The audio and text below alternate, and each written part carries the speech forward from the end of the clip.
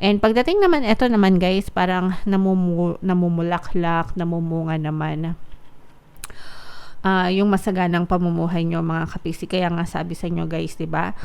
Opportunities and big happy changes. For some of you guys, parang feeling ko magkakaroon kayo ng enough na pera kung may mga bala kayong magnegosyo mga kapiksi, o kaya naman nag-a-apply kayo ng trabaho. Kasi diba, kapag nag-a-apply kayo ng trabaho, kailangan yung gumastos para dun sa mga requirements.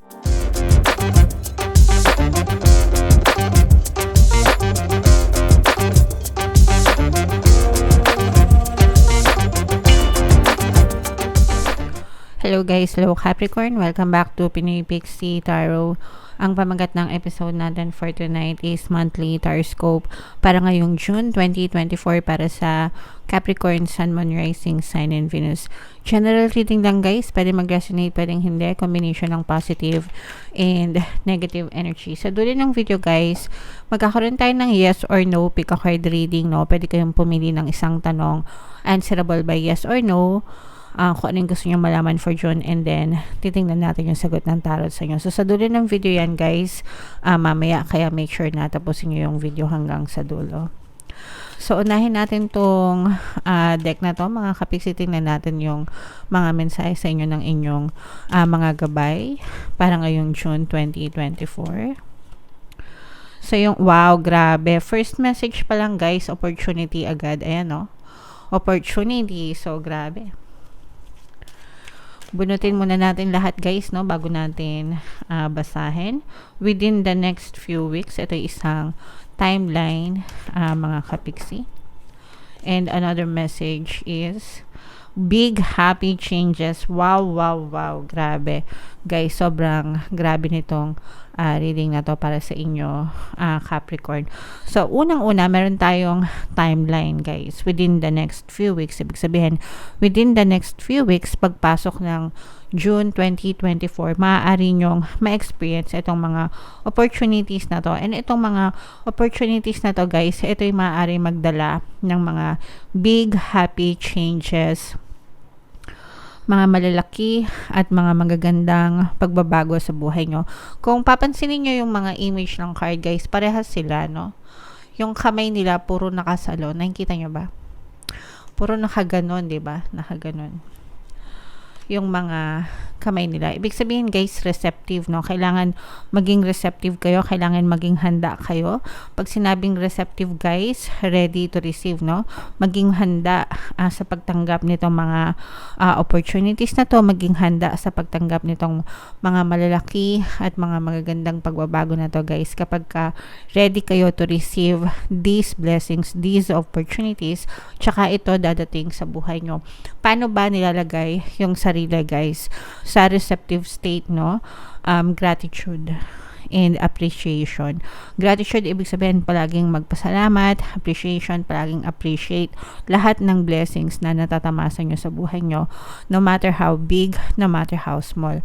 Kapag palagi kayong appreciative, ibig sabihin kapag palagi kayo nagpapasalamat and kapag palagi nyong na-appreciate yung mga blessings sa inyo, the universe will give you more evidences of things to be grateful for. Mas marami pang blessings, mas marami pang opportunity yung pwedeng pumasok sa buhay nyo mga kapiksi. Okay?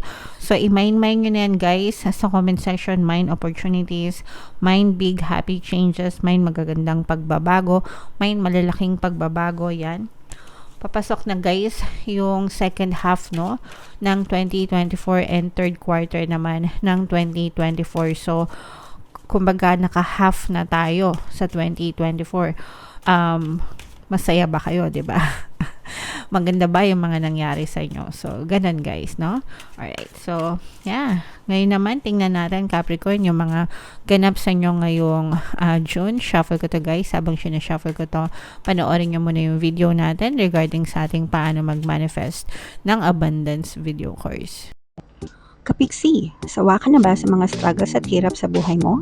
Masipag ka ba at masikap sa buhay ngunit hindi ka pa rin umaasenso? Ilang beses ka na bang nag-attempt magnegosyo at mag-invest pero palagi ka pa rin nalulugi? Sa pagkakataon na ito ay maaaring may subconscious beliefs ka na nagiging balakid sa iyong pag-unlad at pagyaman. Introducing, paano mag-manifest ng abundance video course. Dito ay matututunan mong ma-overcome ang mga balakid mo para tuluyan ka ng umunlad, umasenso, sumagana, maging matagumpay, successful at maswerte sa iyong kabuhayan, pera, trabaho, negosyo, salapi at kaperahan ng bonggang-bongga. Dali, mag-send na ng email sa pinoypixie@gmail.com at simulan na ang iyong pagyaman ngayon. Alright, so sabay-sabay tayo guys, magpayaman ngayong 2024. Mag-avail na kayo ng course, sobrang ganda niyan mga kapiksi. And ngayong May, no, until May 31 guys, magkakaroon tayo ng promo. Pwede kayo mamili guys kung gusto nyo ng 1 free pampaswerte subliminal o kaya naman 200 pesos na discount until May 31 yan guys. Kaya mag-avail na kayo, and meron din tayong email coaching, manifest your desires using the law of attraction. If meron kayo guys na specific na gusto nyong i-manifest, pwedeng love and relationship, pwedeng money or career mga kapiksi, pwede kayo magpabook ng email coaching session with me. Mag-send lang kayo guys ng email sa pinoypixie@gmail.com. So, Capricorn guys, kayo ay represent ng Queen of Pentacles sa ating spread. Lumabas din dito yung masculine energy ng Earth sign, another Earth sign energy, Capricorn, Taurus, Virgo. For some of you, pwedeng may ganyan guys sa inyong natal chart. For some of you, you may be dealing with another person na Earth sign. Ito yung positive and negative guys. So, nahin natin yung negative. Sa negative, nakikita natin sa relationship guys, no? Medyo nahihirapan kayo sa inyong partner o specific person. Medyo sumasakit yung ulo nyo mga kapiksi, balisa. Hindi makatulog, disappointed sa nangyayari sa relationship nyo mga kapiksi. Pwedeng nagkakaroon kayo ng trust issue with your partner o specific person guys, no? May mga times na hindi kayo makatulog sa gabi kasi paulit-ulit yung naiisip yung mga negative na nangyayari sa inyo. May mga times na pwedeng umiiyak kayo, may mga times na napapabuntong hininga na lang kayo mga kapiksi, no? Kumbaga parang sometimes wala nang luha na lumalabas, parang tuyot na ganyan, pero nandun na lang yung buntong hininga, parang ay nako, kailan ba matatapos to, mga ganun, no? Pero nakikita din natin dito guys na parang this will become more peaceful in the coming weeks to come mga kapiksi, kasi for some of you pwedeng nakikita natin na maaaring nagkakaroon na kayo ng forgiveness, acceptance, tapos parang yung iba sa inyo nagbubulag-bulagan na lang, no? Pwedeng nagbubulag-bulagan kayo sa mga negative na ginagawa ng person nyo kasi mas gusto nyo ng mapayapa na parang mapayapang pagsasama, kaya nagbubulag-bulagan na lang kayo sa mga negative na ginagawa ng person nyo. And ang maganda pa dito guys is maaari kayo magkaroon ng second chance nitong person na to, kasi yung person mo parang pwedeng manghingi siya ng tawad sa'yo or manghingi siya ng sorry sa'yo dahil dun sa mga negative na ginawa niya. So maaari kayo magkaroon ng second chance ulit. Kumbaga parang marikindle ba sa inyong relationship mga kapiksi. Alright? And pagdating naman, eto naman guys, parang namumulaklak, namumunga naman yung masaganang pamumuhay nyo mga kapiksi. Kaya nga sabi sa inyo guys, diba, opportunities and big happy changes. For some of you guys, parang feeling ko magkakaroon kayo ng enough na pera kung may mga bala kayong magnegosyo mga kapiksi, o kaya naman nag-a-apply kayo ng trabaho, kasi di ba kapag nag-a-apply kayo ng trabaho, kailangan yung gumastos para dun sa mga requirements, like yung mga medical, tapos yung mga NBI clearance, di ba ganyan. Syempre kailangan yung maglabas ng pera para makapagbayad kayo dun sa mga requirements. So feeling ko guys, parang magkakaroon kayo ng opportunity para magkaroon ng enough na pera para makapagsimula ng bagong opportunity sa buhay nyo, like trabaho or even sa business guys. Yung iba sa inyo parang feeling ko nagkakaroon kayo ng enough na kapital, puhunan para makapagtayo ng negosyo na gusto nyo mga kapiksi. So yan yung mga opportunities and yan yung mga big happy changes. Pati yung mga nag-a-apply na mga OFW guys, kasi di ba pagka sa abroad, ang alam ko may mga placement fee yan, di ba, sa mga agencies usually, o kaya yung mga show money na tinatawag. For some of you, hindi naman kayo mabibigo mga kapiksi, kasi parang magkakaroon naman kayo ng enough money, o kaya pwede may magpahirap sa iyo, parang may tutulong mga kapiksi. Mag-ingat sa mga manloloko, no? Air sign energy, Aquarius, Gemini, Libra. Ito yung energy ng deception mga kapiksi. Pag sinabing deception, manloloko, sinungaling, dishonest, mapagsamantala, mapag-abusado. Earth sign energy, fire sign energy, yung mga lumabas. Especially pagdating sa pera, guys, sa mga investment, yung mga invite, yan, dyan kayo mag-ingat, guys, kasi dyan yung, kapag kumbaga pakinggan nyo yung intuition nyo. Hindi kayo ipapahamak ng inyong intuition nyo. If you think it's too good to be true, yung iba kasi, kaya sila naloloko kasi, mabulaklak, no, yung mga salita, parang get rich quick, maglalagay ka lang ng pera, pang mga tamad yan eh. Sorry to say, guys, pang mga tamad kasi yung mga scam na yan. Sasabihin, maglalagay ka lang ng pera dito, wala kang gagawin, tutubo ka na, kikita ka na, babalik sa'yo yung pera mo, malaking halaga. Yun yung sinasabi ko na pang tamad, no? Pang tamad kasi wala silang gustong gawin pero gusto nilang kumita, akala nila maglagay lang sila ng pera, tutubo na sila. So hindi ganun, guys, no? Even sa mga investments, hindi ganun.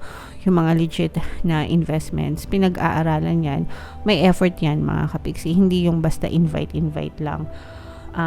Tapos okay, maglagay-lagay ka lang ng pera, kikita ka na. So kailangan mas matalino kayo kaysa sa mga scammers, and kailangan mas masipag kayo kaysa sa mga scammers. Huwag kayong magpa-uto dun sa mga ganyang klase ng investment, mga kapiksi, kasi baka mapahamak kayo. Okay? So that's a reminder and a warning as well para sa Capricorn, para hindi kayo mapahamak, guys. Okay? So yan yung energy nyo for June, mga kapiksi. I-mind nyo na yung mga magagandang opportunity, happy changes, magandang trabaho, puhunan sa negosyo. Yan yung mga nakikita natin magagandang energy para sa inyo. So ito na yung ating yes or no pick a card reading, guys. Saminga kayo ng malalim. Habang sinashuffle ko to, isipin nyo yung tanong sa isip nyo and answerable by yes or no. Tapos tingnan natin yung sagot ng tarot sa inyo. And sa lahat ng gusto mag-join, guys, sa ating membership program, may membership program tayo sa ating channel. Kapag member na kayo, guys, i-click nyo lang yung join button dito sa baba o kaya dito sa taas ilalagay natin. Kapag member na kayo, guys, magkakaroon kayo ng access sa mga exclusive videos natin regarding manifestation using the power of your subconscious mind and law of attraction. Para matuto kayo mag-manifest on your own, guys, magaganda yung mga videos doon. So, hinga ng malalim, guys. Tapos, itanong nyo sa isip nyo kung ano yung mga gusto nyong malaman. Kung ano yung tanong na gusto nyong malaman. And then, pili kayo ng isang card. Card 1, ito yung card 2, ito yung card 3. Kung card 1 ang napili nyo, ang sagot sa tanong nyo ay yes. Kung card 2 ang napili nyo, ang sagot sa tanong nyo ay no. And kung card 3 naman, ang napili nyo, ang sagot sa tanong nyo ay yes. Alright? So, comment down below, Capricorn, if nakaresonate kayo sa mga reading nyo, guys. Ito yung mga pampaswerte subliminal natin, guys. Pakinggan nyo para maging umasenso kayo. And ito naman yung ating success stories ng paano mag-manifest ng abundance video course. Click here to subscribe, guys, and click here to join our membership program. Thank you for liking, sharing, and subscribing. See you again next time. I love you all, guys. Have a nice day. Bye-bye.